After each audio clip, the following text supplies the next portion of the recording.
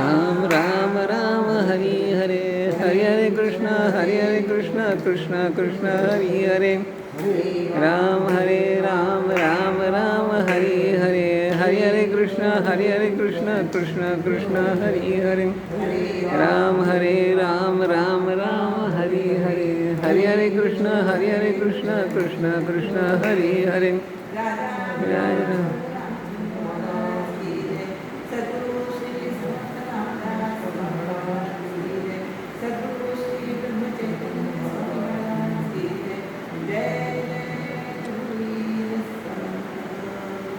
गणेश शाखाचैव सर्वसजनसना आराधनैकं गुह्यं सर्वं मे रघुनन्दनं गुरुर्ब्रह्मा गुरुर्विष्णु गुरुर्देवो महेश्वरः गुरु साक्षात् परब्रह्म तस्मै श्रीगुरवे नमः सुखासारके वैराग्य जाते वशिष्ठा परिज्ञान योगेश्वर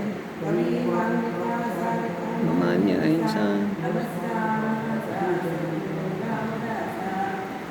मला वाटते अंतरिक्वावसावे दादासोदासी पाहुवावे अपत्यापरी पाहुनी प्रेम दासा महादया सद्गुरुरामदासा राजा विलास प्रभुरामचंद्र सद्गुरु श्री समर्थ रामदास स्वामी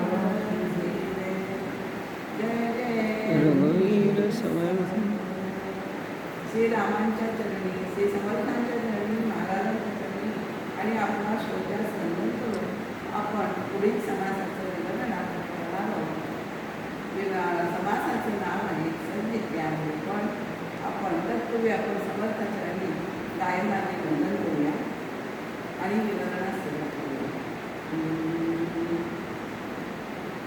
शिवधर घाणी समर्थ पदकमणी, शिवधर घाणी समर्थ पदकमणी, वंदिता भावे तनु पुलकित सारी, वंदिता भावे तनु पुलकित सारी, दासवचा करुणा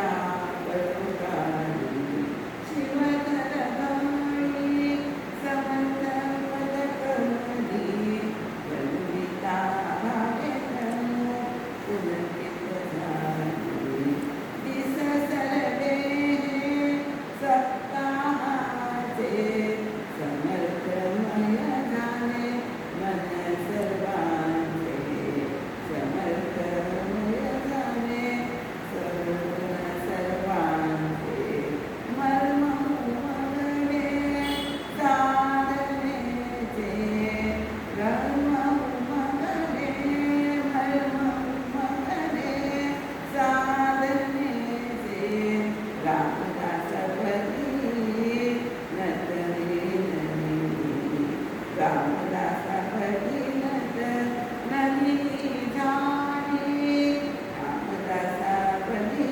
नट नदी झाली शिवतर गवळी समर्थ कमळी वंदिता भावेतनु पुलकित झाली वंदिता भावेतनु वंदिता भावेतनु वंदिता भावेतनु पुलकित झाली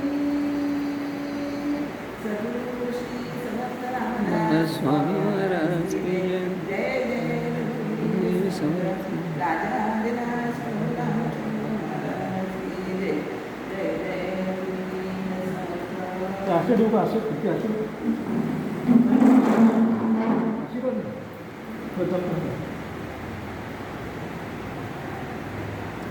आज सद्विज्ञान निरूपण या समासाचं विवरण करायचे.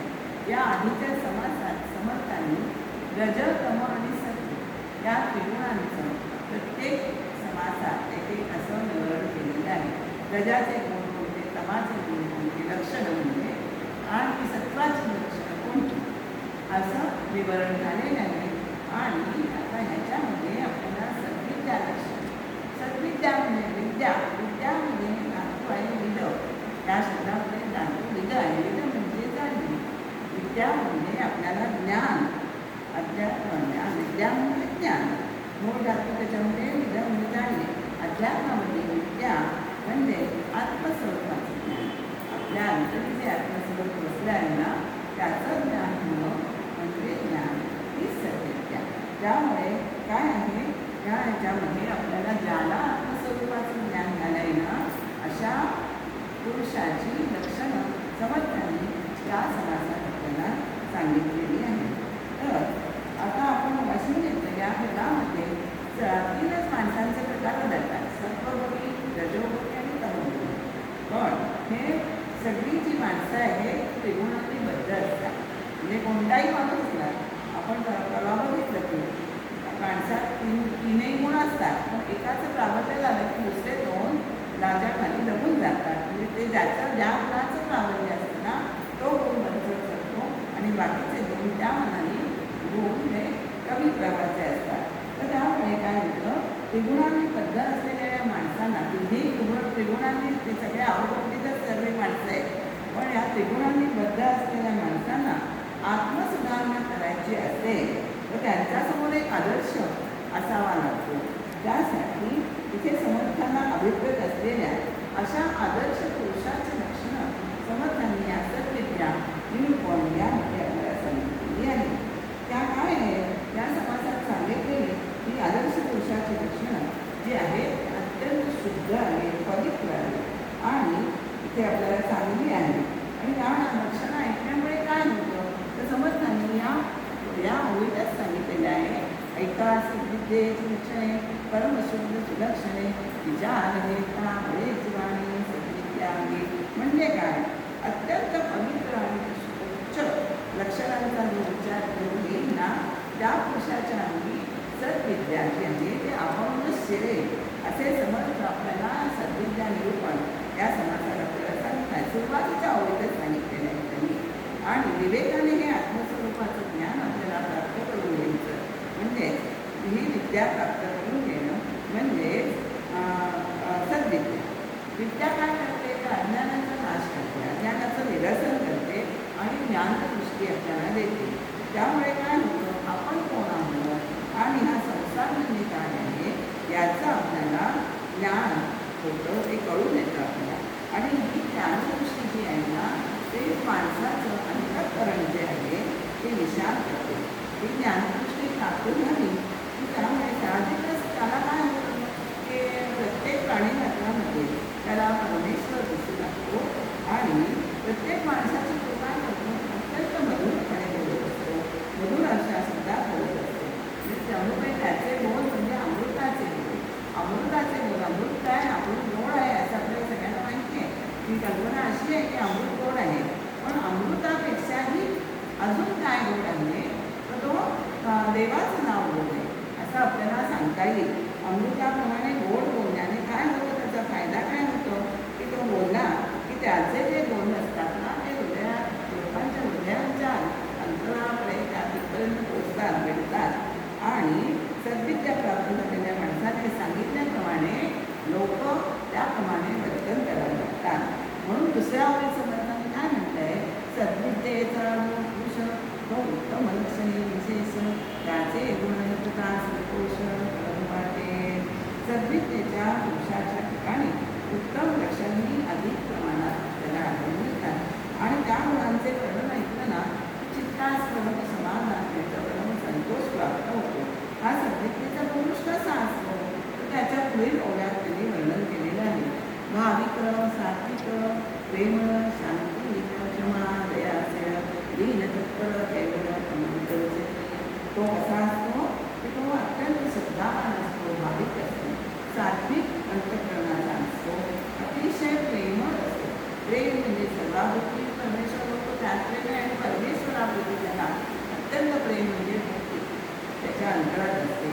निष्ठावंत असतो, त्याची परमेश्वरावर अत्यंत निष्ठा असते आणि कोणत्याही कार्यासाठी तो स्वतःला आपली मनापासून त्यात झोपून देतो, त्या मनापासून तो झटतो आणि अतिशय नम्र असतो असं त्याचं वर्णन समर्थांनी इथे केलेलं आहे. आणि ही ओवी आपण आता बघितली, त्याचं बोलणं हे अमृत वचन असतं, अमृत परंतु आणि ते तो बोलतोच, पण काय करतो अजून सुद्धा आपल्याला असे कोमल वचन त्याचं आपल्याला दिसून येतं. म्हणजे आपले महाराज पण म्हणतात ना, गोड सदा बोलावे, नम्रपणे सर्व लोक केलं पाहिजे असं महाराजांनी पण म्हटलेलं आहे. त्यामुळे हा उत्तम सभ्यतेचा पुरुष असतो, तो अत्यंत शांत चित्त असतो, त्याची शांती कधी घडत नाही किंवा अंतःकरणात चटविचर झाले असं त्याच्याबाबतीत कधीही आपल्याला आढळून येते. क्षमा, दया हे त्याचा स्थायी भाव असतो, कारण लोकांचं चुकलं तरी क्षमा करणं हा अत्यंत मोठा गुण आहे. आणि क्षमाशील वृत्ती ही आपल्याला कोणाकडे येते तर पृथ्वी ही क्षमाशील आहे असं आपण म्हणतो. कारण आता या पृथ्वीवर आपण आता बघतो की किती जण माणसं वावरतात, ही आपल्याला जिथे आपण राहतोय तिथे सुद्धा अनेक लोकांना हे समजत नाही की तिथे खरोखर त्या पृथ्वीवर आपण जिथे राहतोय तिथे आजूबाजूला अत्यंत परिसर स्वच्छ असायला हवा, पण तसं लोक ठेवत नाही. पण समर्थ काय म्हणजे हा माणूस काय म्हणतो, संत काय म्हणतात की त्यांना जेव्हा कळायचं तेव्हा कळेल. म्हणजे असेही मी लोक पाहिजे की वेळ दिसला की रस्त्यातनं उचलायचं आणि ते बाजूला टाकायचं. म्हणजे त्यांना जसं म्हणजे जशी पृथ्वीकडे क्षमाशीलता आहे तरी पृथ्वी त्यांच्यावर तसं सगळ्यांवर प्रेम करतं, तसंच त्यांच्यावर करते की मी तिला सगळ्यांना आधार देते. क्षमाशील त्याला आधार देते की हा माझ्या घाण करते म्हणून मी त्याला आधार देणार नाही असं काही म्हणत. तसंच हा सद्विद्येच्या लक्षणाचा जो माणूस आहे ना तो अत्यंत क्षमाशील असतो, दया त्याच्या अंतःकरणाचा स्थायी भाव असतो. परमार्थात सर्व प्रवृत्तीवर ज्या भावना आहेत ना तो विसरून जातो आणि त्या परमार्थात तो तल्लीन होणारा असतो आणि त्याचे बोलणे त्यामुळे अमृताप्रमाणे गोड वाटते, लोकांना शुभ वाटते. त्यांनी बोलत राहावं, कायम बोलत राहावं, आपण ऐकावं, त्यांनी बोलावं अशी लोकांच्या मनाची इच्छा आपोआपच होत जाते. त्यामुळे सर्वांना सुख प्राप्त होते आणि या अशा म्हणण्यामुळे काय होतं की लोकांच्या अंतःकरणाला हा सद्विद्येचा पुरुष आहे, तो अंतःकरणाला हात घालणं हे त्यांना सहज शक्य होतं. आणि काय होतं की मधुर बोलणं असल्यामुळे त्यामुळे असं बोलणं असल्यामुळे अंतःकरणाला हात घालतो, तो गोड बोलण्यामुळे जगमित्र होतो. जिभे पाशी पाशी असे सूत्र. म्हणजे असं म्हटलेलं आहे ना की जिभेपाशी तुम्हाला मित्र बांधवायचे का शत्रू बनवायचे, हे जिभेपाशी त्याचं सूत्र आहे. आपण गोड बोललो तर आपोआपच आपले सगळं अवघे जन जे आहेत जगातील ते आपले सगळे मित्र होतात आणि ते आपल्याला फॉलो करायला लागतात, म्हणजे आपलं अनुसरण करायला लागतात. तर आपल्याला असं म्हणतं आहे. आणि आता अमृत बोला एक गाणं आहे की त्याच्यामध्ये नाट्य घेतलेलं आहे, बोला बोला, कसं आहे गोड गोड गोड गोड, ते बोलणं इतकं अमृताप्रमाणे बोले. अमृताची गोडी दाखवण्यासाठी ह्या गोडी उपयोग करते. किंवा अमृता मुनी गोड नाम तुझे देवा तुझे देवा, त्या किंवा अमृताची गोडी तुझ्या भजनात. या गाण्यातून अमृत किती गोड आहे हे दाखवलेले. अमृत गोड आहे पण त्याच्यापेक्षाही गोड असं देवाचं नाव हे अत्यंत गोड आहे.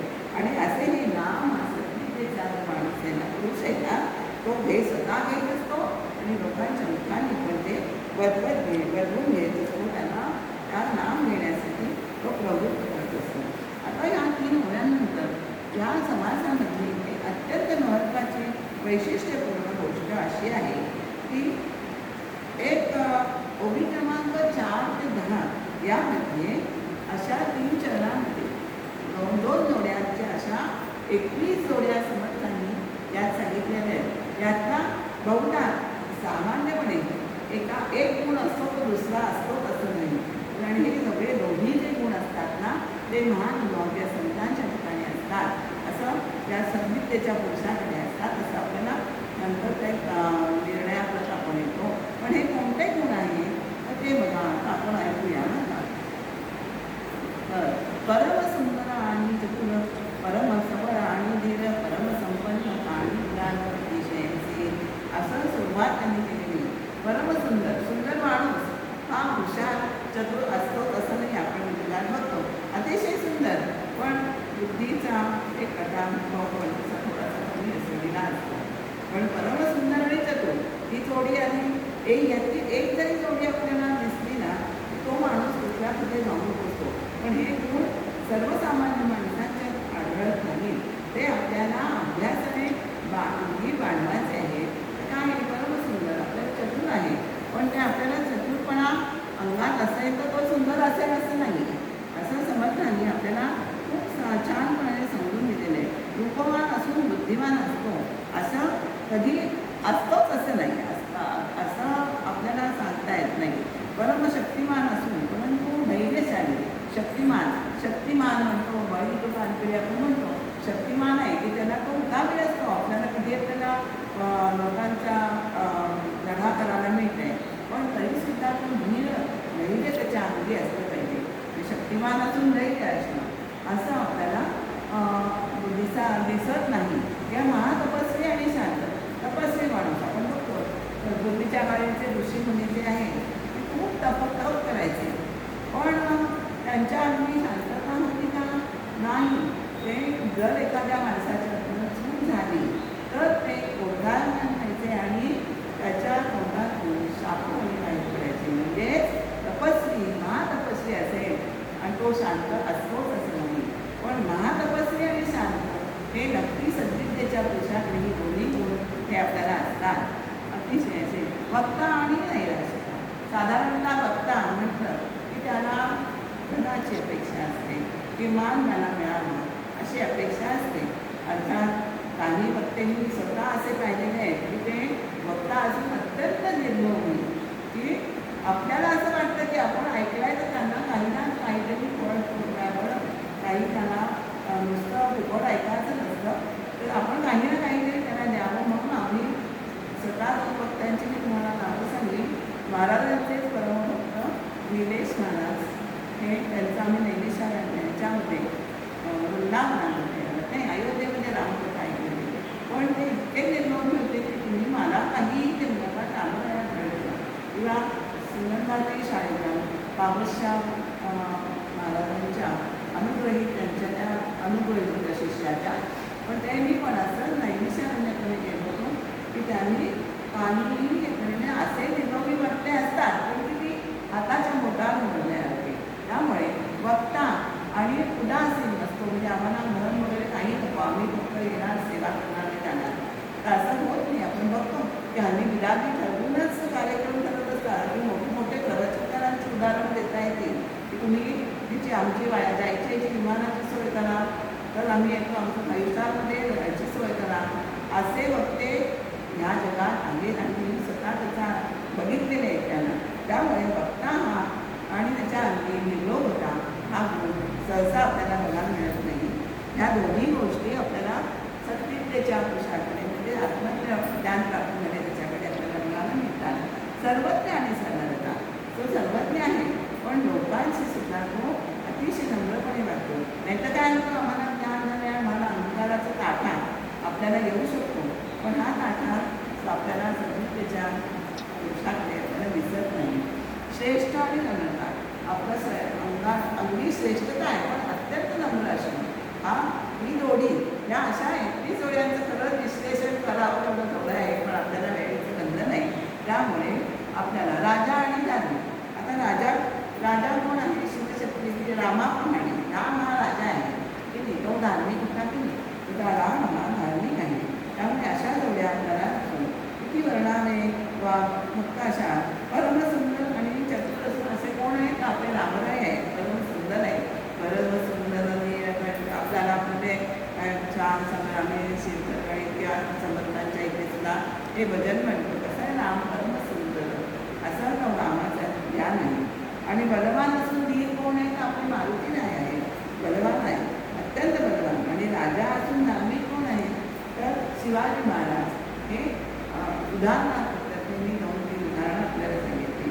तसं त्यामुळे श्रीमंत असून नाद असला पाहिजे, नाही तर श्रीमंतीचा ताठा येतो, मोकळ्या हाताने तो कधीच दान करत नाही. असं आपल्याला दुष्टत्वाची पडतं आपल्या समाजामध्ये. ज्ञानी असून फक्त ज्ञान आलं की त्याचा अहंकार आला, ज्ञानाचा अहंकार हा फार मोठा वाईट आहे. तर त्यामुळे ज्ञान आणि भक्ती, ज्ञान काय होतं आपल्याला जगतात बहुधा ज्ञान आणि भक्ती यांचे सहचार्य, आणि तसंच म्हटलेलं आहे की क्वचितच दिसतं. कारण काय होतं आपल्याला, तर एक तर तो ज्ञान नसेल, ज्ञाता असेल तर तो एक तर भक्त जरी नसतो किंवा भक्त असेल तर तो ज्ञानाची हेटाळणी करतो. त्यामुळे असं एकमेकांची जोडी आहे, दोन्ही ज्ञाता असून भक्त असला पाहिजे. किंवा आता पुढे आहे गायक असून वैष्णवजन, अशी पण एक जोडी आहे. गायक साधारण काय करतात की सुरांच्या मागे धावत जातात, पण त्यातही गाताना त्यांच्या अंतरातला जो भाव आहे ना तो प्रगट वेगळाच वेळ लागतो. कारण सुरांच्या मागे धावत गेला की भक्तिभाव कुठल्या कुठे लोक होतो, तसं होताना गायक असून सुद्धा तो भक्ती वैष्णव असला पाहिजे. म्हणजेच हा त्याला भगवंताविषयी प्रेम असले पाहिजे, त्याचं भजन जे आहे ना ते भक्तिभावपूर्ण असं झालं पाहिजे, असं समर्थ आपल्याला इथे सांगतात. आता नंतर काय होतं, राजा धार्मिक आपल्या गायक आणि वैष्णवी देतात, वैभवी आणि भगवत भजन. वैभवाच्या शिक्षणावर आहेत पण भगवत भजन करणारे किती असतात? नाही, असे आढळलं नाही. म्हणजे ह्या ज्या जोड्या गेलेल्या आहेत त्या समर्थांनी त्या वैशिष्ट्यपूर्ण निवडलेल्या आहेत. उगीच मनाला आलंय आणि ग्रास जोडलाय अशा नाही, समर्थांनी अत्यंत विचारपूर्वक ह्या जोड्या आपल्याला दिलेल्या आहेत की भगवत भजनामध्ये त्याला त्या दराने तो भजन करत असतो. असं आपल्याला तत्वज्ञ आणि उदासीन, नंतर बहुश्रुत आणि सज्जन, हे सुद्धा आपल्याला या जोड्या क्वचित बघायला मिळतात. म्हणून या 21 जोड्यांची समर्थांनी या 7 ओव्यामध्ये अशी उघड केलेली आहे की हे सगळे गुण जे आहे ते आपल्याला आत्मज्ञान प्राप्त झालेल्या म्हणजे सद्विद्येच्या पुरुषाच्या ठिकाणी आपल्याला आढळतात. अशा जोड्या महाभावांच्या ठिकाणी आपल्याला आढळून येतात. वक्ता अशा रहित असलेले 2 वक्ते आपण अशी उदाहरणं बघितलेली आहे. त्यामुळे या सद्विद्येच्या पुरुषांनी कोणत्या लक्षणांनी युक्त असतं हे या ह्या समासामध्ये अत्यंत उत्तम प्रकारे सांगितलेलं असतं. कारण सद्विद्येचा माणूस आहे. आता हे 15वी ओळीला ते अत्यंत महत्त्वाचे होता. सावध साक्षेपी आणि साधक आनंद शोधक ज्ञान विज्ञान बोलत निश्चय करते. सद्विद्ये सद्विद्येचा माणूस हा कायम सावध असतो. सावध कशामध्ये? सावध एक कुठल्याही गोष्टीची गोष्ट करताना सावधतेने केली, दक्षतेने केली तर तो नक्कीच यशस्वी होतो. सावध असतो तो मरणाविषयी. आपल्याला मरणाचे स्मरण असावे. समर्थांचं वचन आहे की मरणाचं स्मरण तुम्ही ठेवायचे. आपण आज आहोत पण उद्या असतो असं नाही. म्हणून येणारी प्रत्येक घडी जी आहे, काळाची घडी, ती आपण सार्थकी लावायची आहे. हरिचिंतना हा सद्विद्येचा पुरुष हा तो वेळ वाया न घालवता घालवत असतो. त्यामुळे नित्यस्मरण मरणाचं ठेवायचे आणि उपासनेला लगेच आहे हे आपल्याला समर्थांनी सांगितलेलं आहे. नंतर त्याला कर्तव्याचा कधीच विसर पडत नाही. प्रयत्नशील असतो. साक्षेपी म्हणजे प्रयत्नशील असतो. कोणत्याही गोष्टीला प्रयत्नांची जोड असली पाहिजे. प्रयत्न केला की तुम्हाला तिथे परमेश्वर सहाय्य करायला, हात द्यायला उभा असतो. प्रयत्नांची जोड आपल्याला असलीच पाहिजे. कर्तव्याचा विसर कधी पडत नाही त्याला. आणि तो साक्षात अनुभव प्राप्त करताना साधन करतो ना, त्याबद्दल सुद्धा त्याच्या मनामध्ये अत्यंत आदर असतो आणि तो आदर बाळगून असतो. वेदशास्त्रांचा तो शोध घेतो. कसा घेतो? 4 वेद आहेत. तर त्यांची 4 वेदांची 4 महावाक्य आहेत. बघा, उदाहरणार्थ जसे प्रज्ञानं ब्रह्म, अहं ब्रह्मास्मि, तत्त्वमसि आणि अयमात्मा ब्रह्म, या वेदांच्या महावाक्यांच्या द्वारा तो तत्व जाणा. तत्व जाणा म्हणजे काय? आपलं शरीर हे तत्वातून बनलेलं आहे. 82 काही कोणी 82 म्हणतं, कोणी 84 म्हणतं. तर अशा तत्वांनी बनलेलं आहे. तर एक एक तत्व म्हणजे हे तत्व म्हणजे मी नाही, हे तत्व म्हणजे मी नाही. आता आपण हात ही कर्मेंद्रिय आहे सगळी. एक तत्व आपल्या त्यातलं समजा कर्मेंद्रिय एखादं असेल तरी तो माणूस जिवंत राहतो किती. असं करत करत हे तत्व म्हणजे मी नाही असं करत तो तत्व झाला जो आहे तो करायचा आहे. आणि एखादी तत्व गाठोडं कसं आपण सगळे कपडे काढले की त्या गाठोडं राहतच नाही.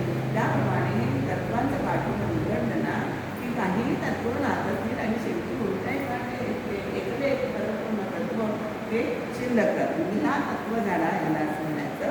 त्यामुळे त्याची अनुभूती घ्यायची. तत्व झाला मी म्हणजे अयम आत्मा ब्रह्म किंवा प्रज्ञान ब्रह्म, म्हणजे हे आपल्याला तत्वमसी गुरु त्याला आश्वस्त करतात की तुला जे वाटतंय ना की ते तूच आहेस, म्हणजे ते परब्रह्म ते तूच आहेस. याची प्रत्यक्ष अनुभूती घेण्यासाठी तो प्रयत्नशील असतो आणि वेदांचा त्यासाठी तो सूक्ष्म अभ्यासही करतो. आत्मज्ञानामुळे स्वस्वरूप म्हणजे परमात्मा स्वरूपी ज्ञान त्याला प्राप्त होतो. म्हणजे त्या ज्ञानाचा तो अनुभव घेतो. त्यामुळे ब्रह्मस्वरूप हे सर्वत्र चराचरात भरून राहिलेले आहे असं त्याचा अनुभव त्याला येतो. आणि तो कसा होतो आपल्या बाकीच्या लोकांना अनुयायांना करत असतो. त्यामुळे लोकांना होतं काय की लोकांचे संदेह जे आहेत मनातले स्वरूपाविषयी संदेह, तुम्ही तर संदेह कधी निर्माण होतो? तुम्ही उपासना करताना नाना आपल्या मनात शंका येतात की हे विश्व म्हणजे काय, हे विश्व कसं निर्माण झालं आहे, त्याच विश्वाचा कर्ता कोण आहे, हे सगळे संदेह असतात ना. तर ह्या माणसाच्या सद्विद्येच्या माणसांनी त्याच्या बोलण्यामुळे हे संदेह फिटून जातात आणि त्यामुळे त्यांना म्हणजे निश्चयात्मक जो बोध आहे तो हा सद्विद्येचा माणूस पुरुष करत असतो असं आपल्याला या ठिकाणी त्याला आत्मसाक्षात्कारापर्यंत पोचवू शकतील. त्यामुळे असा बोध केल्यामुळे त्यांनी सांगितल्याप्रमाणे ते आचरण केलं तर ही लोकं आत्मसाक्षात्कारापर्यंत गेल्याचं सामर्थ्य या पुरुषापर्यंत असतं. त्यामुळे त्यांचं परम कल्याण असाच होतो. थोडक्यात काय सांगायचं आहे आपल्याला? सद्विद्या प्राप्त झालेला पुरुष हा नेहमी अध्यात्मशास्त्राचा हा खोल अभ्यास करत असतो आणि परमात्मा प्राप्तीचे साधन तो मोठ्या निश्चयात्मक वृत्तीने करत असतो. आणि तो हे करत असताना सिद्ध अवस्थे कशी केला? सिद्ध झालाय म्हणून मी साधन करणार नाही असं चालत नाही. लोकांसाठी तुम्हाला साधनही करायलाच लागतं. सिद्ध नाही तर मग तुम्ही जर त्याची आवृत्ती केली नाही तर ते विस्मरण त्याचं होतं, ते ज्ञान असतं ना ते मलिन होतं. म्हणून सिद्ध झाला तरी त्यांनी साधकाप्रमाणे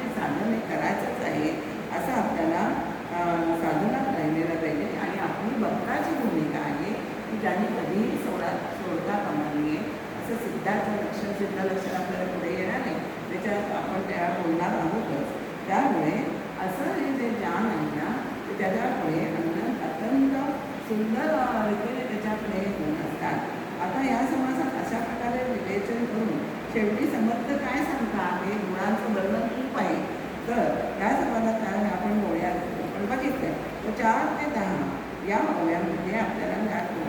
एक अंगी जरी जोडी असेल तर आपलं पोट कल्याण होतं.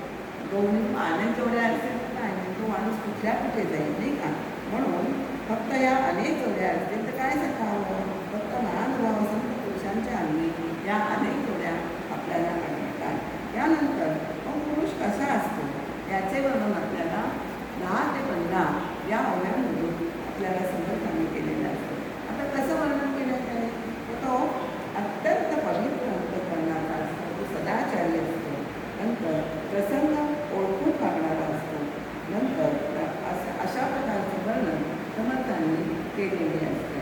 त्यामुळे आपल्याला हे वर्णन आपण बघायचं आहे कसं आहे. सत्यवचनीचं बोलणं कसं असतं, सत्यवचनी, शुभवचनी, वचनी, एकवचनी, निश्चयवचनी, सत्यवचनी, सर्वकाळ तो शुभच बोलत असतो, सत्य बोलत असतो. सत्यम ब्रूयात प्रियम ब्रूयात असं एक म्हणे की नाही.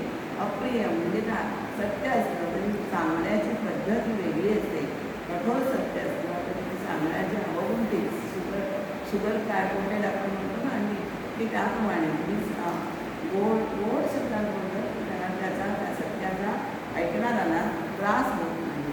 त्यामुळे हे आपल्याला सगळं कळतं आहे की श्रुती स्मृती हे सगळे त्याची ज्ञान त्याला सगळ्याच असतं. नंतर आदर सन्मान कसा करायचा आहे, तारतम्य आपण आपल्याला व्यवहारात तारतम्य बाळगांनंतर कसं वागायचं आहे याचं. नंतर कार्यकारण सावध साक्षेपी आपण बघितलं. आणि हे कसं करत असतात, तो पुरश्चरणी असतो, कायापेशी असतो, तीर्थवास करणारा असतो, दृढतेने व्रत आचरणारा असतो, उपासक असतो आणि त्याचं बोलणं हे असं असतं. आणि आता वासनातृप्त असतो. वासनातृप्त झाल्यामुळे काय होतं, त्याचं शुद्ध ज्ञान त्याला पूर्ण समाधान मिळलेलं असतं. त्यामुळे तरीसुद्धा तो देवाचं भजन करतो. सिद्ध असण्याप्रमाणे साधकाप्रमाणे वाहून साधन सांगतो. म्हणजे स्वतः आत्मसाधारण होलेला असतो. देवाचं भजन करणं हे अत्यंत महत्त्वाचं साधन लाभाचे तो रक्षण करत असतो. नंतर ओवी 24 नंतर आपण ते 24वी ओवी नुसती वाचूया. असं आहे, विमल ज्ञान हे निश्चयात्मक समाधान आणि बदल सिद्ध असं हे साधक साधन लक्षी. तर आपण अनुभव 24 पासून पुढे 5 वह्यांमध्ये उत्तम पुरुषाच्या आदर्श लक्षणांच्या आदर्श पुरुषाच्या अंगी कोणती महत्त्वाची लक्षणं असतात हे समर्थांनी या 4-5 ओव्यातून आपल्याला सांगितलेले. तर कुठल्या ओव्या आहे, तर कसा असतो, तर रूपवंत. तर इथे समर्थांच्या वाणीला एक प्रकारचा बदलच आलेला आहे असं आपण म्हणू शकतो. कितीतरी वेगवेगळ्या शब्दातून समर्थांनी या सिद्ध पुरुषाचं म्हणजे आत्मज्ञानी पुरुषाचं, सद्विद्येच्या पुरुषाचं त्यांनी वर्णन केलेले आहे. कसा असतो, सद्विद्येचा दक्ष असतो, सुदूर असतो, चपळ असतो, कुशल असतो, सावध, साक्षेपी, मुख्य आत्मज्ञान युक्त असतो. आपल्या कर्मामध्ये तो नियमितता त्याच्या असते. बोलण्यामध्ये गोड शुभ असतं, सत्य कोमल वाचन, निश्चयात्मक सुखकारक बोलणं असतं. आणि तो कसा असतो, संतोषरूप, आनंदरूप, हास्यरूप, ऐक्यरूप, आत्मरूप, सगळ्यांच्या बाबतीत सुखकारक, संतोष देणारा असतो, आनंद देणारा असतो. कसा असतो, भाग्यवंत, जयवंत, रूपवंत, गुणवंत. वंत गुणवंत, वंत हा शब्द प्रत्येकाला जोडलेला आहे. तो कसा असतो, तो भाग्यवंत, तशी सूचीच दिलेली आहे समर्थांनी.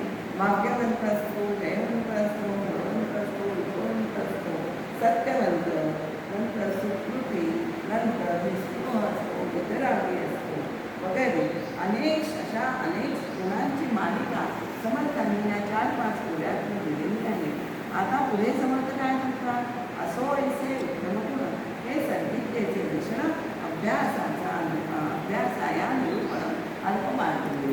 एवढी समर्थांनी उत्तम सद्विद्येच्या पुरुषाची खूप छान लक्षणं सांगितले. अल्पमात्र बोलले ह्या समर्थांचा खूप नम्रभाव आहे. तुम्हाला हे गुण आपल्याला अंगी आणायचे. उत्तम लक्षणं का सांगितले सद्विद्येच्या पुरुषाची, तर ते आपल्याला अंगी वाढायचे आहे. तर सर्वांच्याच अंगी यावे. याच्या पुढची ओळी अतिशय महत्त्वाची आहे. रूप लावण्य अभ्यास ज्ञानाने सहज गुणासनाचे रूपाने काहीतरी जरा दिसणे अगांत गुणांचे म्हणजे बाहेरून असलेले जे गुण आपल्यात अंगी वाढवायचे त्याला आगामी गुण असं संकल्पने म्हणते. रूप रूप किंवा लावण्य हे आपल्याला कितीही प्रयत्न केला तरी बदलता येत नाही. बदलता येतं का नाही. आता आम्ही ब्युटीचा अर्थ वगैरे झाले की थोडंसं आपण मेकअप करून वगैरे ते कमल्या होतंच, पण मुळात त्याचा तो गुण जातो तो रूप जे आहे तसंच दिसतो. किंवा लावण्य सौंदर्य असतं ते त्या काळापुरतं ते वाढतं, पण ते त्याच्यात आपल्याला उपजत गुणामध्ये आपल्याला काहीही पालट करता येत नाही. आणि काय होतं अंगी पालटता येत नाही. जर तुम्हाला कोणत्याही उपाय केले तरी ते पालटत नाही, बदलत नाही. यासाठी काही नवीन गुण जे असतात ना ते आपल्या अंगी बांधायचे आहे आणि त्याचा अभ्यास त्यासाठी करायचा आहे. म्हणून लोकांचे आपण गुण उत्तम गुण आहे ते नेहमी आपण अंगीकारायचे आहे आणि वाईट गुण आहे ते आपल्यातून त्याग करायचा आहे. त्यामध्ये काय सांगितलं आहे.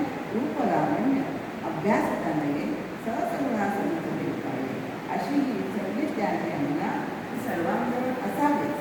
ही सद्विद्या गुण सर्वांजवळ असलेले चांगलेच, परंतु जे विरक्त म्हणजे निस्पृह जे आहेत ना म्हणजे लोककार्यकर्ते जे आहेत ना त्या पुरुषांनी म्हणजे महंत लोककार्य करणारा ज्यांना समर्थांनी सुंदर नाव आहे महंत असं त्याला म्हटलं जातं की तो निस्पृहतेने समाजाचं पालन करत असतो, समाजाला भक्ती ईश्वर समोर करत असतो. तर या विरक्तांनी त्या हे गुण अंगी वाढवावे कोणी आणि अभ्यास करून अगत्य अंगी आणले पाहिजे असं समर्थांनी सर्व विरक्तांना सगळ्यांना सांगितले, पण त्यातल्या त्यात विरक्तांनी हे गुण आपल्याला बाळगायचे आहे. ऐशी ही सद्विद्येची सद्विद्या बरवी सर्वत्रापासी असावी. अशी ही सद्विद्या सर्वांपाशीच हवी, पण बरी विरक्त पुरुष हे अभ्यासाने विरक्त जो आहे त्यांनी ही अभ्यासाने ही लक्षणं जे आहेत त्या अभ्यासाने प्रयत्नपूर्वक आपल्या अंगी मानायचे आहेत असं समजताना आपल्याला या शेवटच्या ओळीमध्ये एक सुंदर मौनाचा सल्ला म्हणता येईल असं दिलेलं आहे. काय नाही उपजत गुण असतात ना ते साथ देतातच, पण हे आगामी गुण म्हणजे जे आपल्यात नाही आहे ते अभ्यासाने बाहेरचे आहे ते अवश्य आत्मसात करायचे आहे. उपजत लाभलेल्या मुलांना रूप लावण्यासाठी वेगळा अभ्यास करावा लागत ते आपल्या अंगी असतातच, परंतु काहीही आपल्याकडून नसलेल्या गुणांची संपदा बरी आपल्याला स्वतः अभ्यास करून मिळवायची आहे. आपल्याला गुणांची संपदा आपण मिळवायची आहे.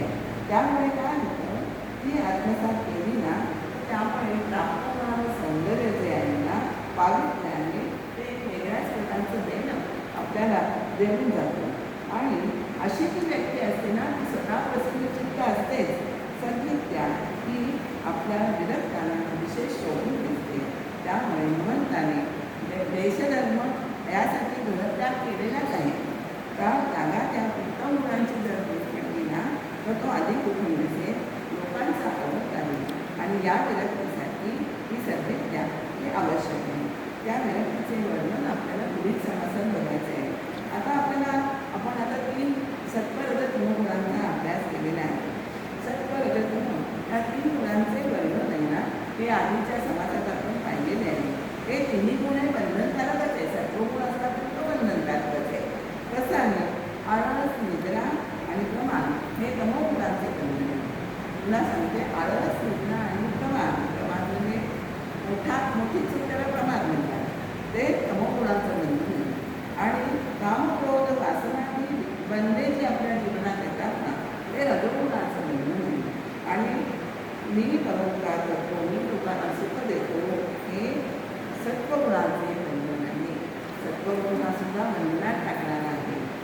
आता इथे गुण याचा अर्थ अभ्यासाने दोरी असा अर्थ केलेला. दोरी तीच बांधव एखादा पदार्थ त्या वस्तू बांधली जाते दोरी. हे ही दोरी बंधनाची दोरी जी आहे ती काय होतं आपल्याला बंधनात टाकतं. रज आणि तम यांचं निरसन कशाने होतं तर सत्वगुणाने त्याचं या दोन्ही गुणांचं निरसन होत असतं. आणि त्या सत्वाचंही निरसन करायचे आहे आपल्याला ते कशाने होतं तर या सद्विद्या लक्षणाने त्या सत्वाचंही निरसन होत असतं. हा अतिशय सुंदर विचार आपल्याला आपल्याला अंगी घालायचं आहे. सद्विद्येची लक्षणं म्हणूनच आपल्याला अंगी वाढवायची आहे. ज्याप्रमाणे काटाने काटा काढायचा आहे आणि दोन्ही काटे फेकून द्यायचे. म्हणजे आपली कल्पना ही दोन स्वरूपाची आहे. ती आपण कल्पनेनेच कल्पना मांडायची. त्याचप्रमाणे सद्विद्येच्या अंगी सत्वगुणाचा सुद्धा काटा काढायचा आहे आणि सत्वगुण आणि सद्विद्या हे अंगी तेही दोन्ही आपल्याला त्याचा त्याग करायचा आहे. आणि हा सद्विद्या लक्षणाचा अभ्यास आपल्याला सर्वांनीच करायचा आहे असं समर्थाने सांगितलं आहे. ही लक्षणं अंगी बांधायची आहे. पण त्यातल्या विरक्त पुरुषांनी ही सद्विद्या लक्षणं अंगी बांधायची आहे. आता विरक्त म्हणजे काय, तर संसार पाशातून सुटलेला आहे. त्यानंतर निष्ठोपणे लोककार्य करणारा जो पुरुष आहे त्याला विरक्त असं म्हणतात. याची लक्षणं आपण पुढील समासात पाहिजे. नारायणी कायांचे नवीन कार्यालय देवदारी सेवा श्री समर्थांच्या चरणी रामचंद्रांच्या चरणी महाराजांच्या चरणी समर्पित करते. श्रीराम राम